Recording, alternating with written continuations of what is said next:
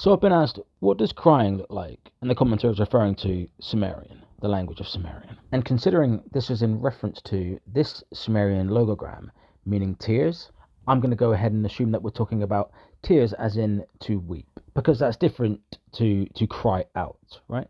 And Sumerian has multiple ways to convey this, mostly around context. But in the most simpler terms, we can just use the nominalizing suffix, which is quite a counterintuitive label, really. Because yes, it does nominalize verbs, but it can also attach to nouns that produce forms that function like adjectives or participles in English, which would often be attached to a phonetic overhang also. So, whereas ear here means tears, ira would mean crying.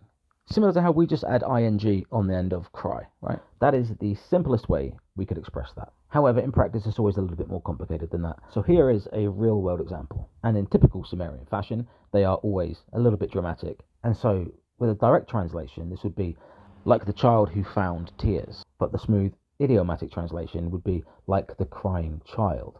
But the grammatical construction is exactly the same. Only they've used erpad rather than which is just a more dramatic way to say tears, which is attached though to the nominalizing suffix and the equative case marker. However, FYI, there are other ways to express the term crying via a different logogram and or different context.